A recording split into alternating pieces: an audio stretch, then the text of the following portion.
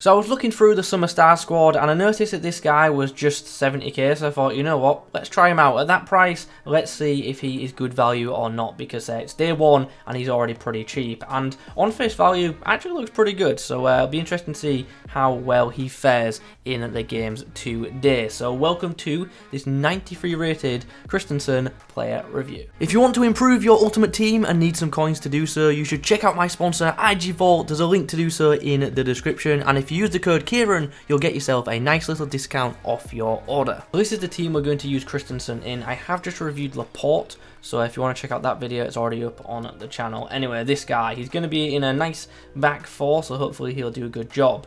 Now, instantly, as we're seeing, work rates aren't particularly ideal, but they're not the end of the world. Hopefully they don't affect him too much in game.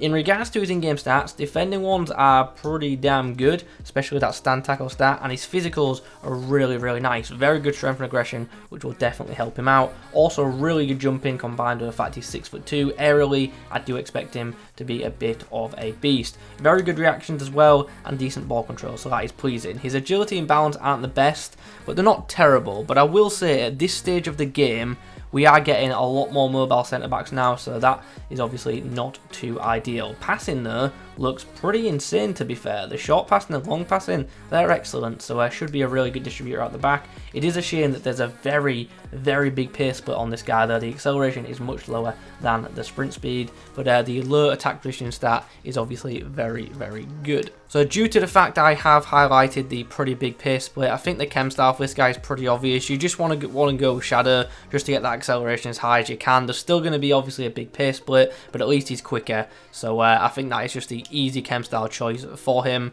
Anke, although it's pretty good, like, you may as well just max out the pace at this point, because the defending and physicals are already really, really nice. So it's an easy chem style choice for me. If you would use something different, let me know what you'd go with in the comments. We go again, and this time we face this nice team for the most part. Has that brand new path to glory Griezmann, who obviously won't be getting any more upgrades, unfortunately for him.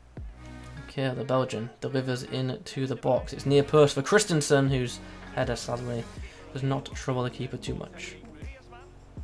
Nice block again.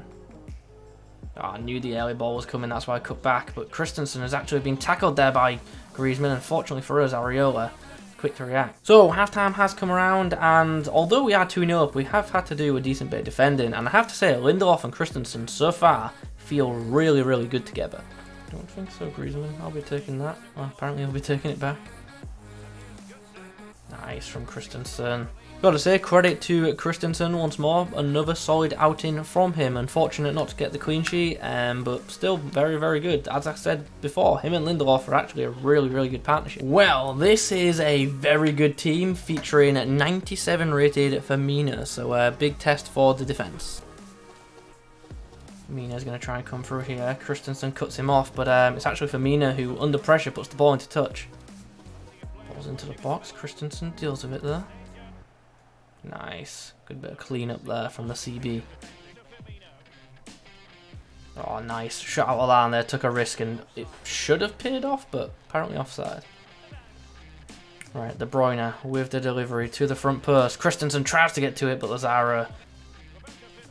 Nice sliding challenge, kind of. Didn't fully get completed, which isn't ideal. Okay, so 1-0 at the break, and I have to say Christensen has had a really, really good first 45, so hopefully he can keep that up in the second half. Well, that is full time in this game, and I'm pretty annoyed not to end this game with a clean sheet, but the goal that I conceded, I had a goal kick, I looked to watch Belgium and Italy, I pressed pass, and yeah, I passed to the opposition, so my bad.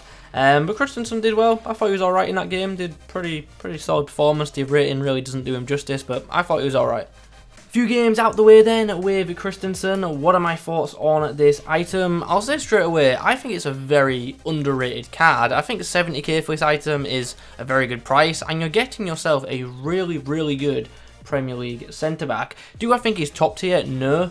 but he's very, very good. And as I say, he'll do a job if your Premier League defence isn't anything too spectacular. If I keep looking over here, it's because I've got the Belgium-Italy game on right now, and there's about 10 minutes left, so kind of want to keep an eye on it. Anyway, what did I make of this card? What are the positives? Obviously, the pace was very good, and the Shadow Chem style definitely did help with that, especially in regards to the pace split, like we touched on at the start, so definitely go for that Chem style. And just in general, I thought his defending was solid. Like, he made good tackles, his sliding challenges were good, he made plenty of intercepts, and he was just good in 1v1 situations. And you add in the physicals as well, he's got very good strength and aggression, and he's just one of the players who does fairly easily knock opposition defenders off the ball. So, like, just from like a defensive point of view, very pleasing item. And I also thought his passing was to a really good standard for a centre-back as well. As expected with the dribbling, it's good. It's not amazing at this stage of the game, but definitely isn't terrible, and as I say, is extremely usable. Now let's talk about this card where I didn't like it compared to other top tier centre-backs. Now, I'll start by saying I don't think his positioning is bad by any means, or his work rates like affect him too terribly, but I will say I didn't think his positioning was as good as, let's say, the Lindelof that was next to him, or compared to like a Joe Gomez type. Like, his positioning just isn't quite as good as theirs, and you can kind of notice that in the game. Like I touched on earlier, then work rates are not particularly ideal, and as I say, I don't think they affect him too badly, but there's definitely something a little bit there, or at least it seems it in regards to his positioning. So yeah, that's a bit of a shame, but other than that, I really do think it's a terrific centre-back item. It's extremely usable, and like I've already touched on numerous times, considering this guy is like under 100k, is like what, 70k right now, I think he's good value at that price, and you really can't go wrong at that kind of cost. And if he does come down in price, like below 50k, then you're getting yourself a really, really good centre-back. But before we wrap up, let's do some comparisons like to the other Premier League centre-backs that are available. Who would I use this Christensen over?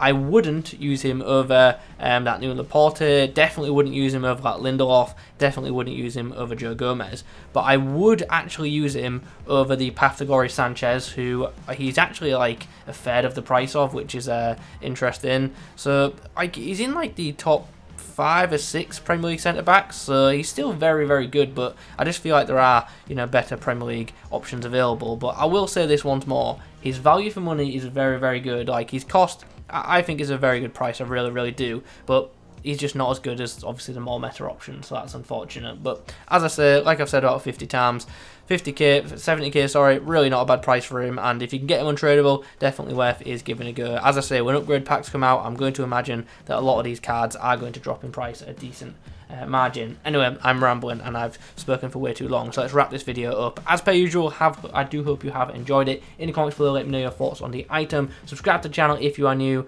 and don't forget to check out the channel as well, because there's already a bunch of Summer Stars reviews already up, and there's more to come, so subscribe for that. Thanks for watching, I'll catch you in the next one.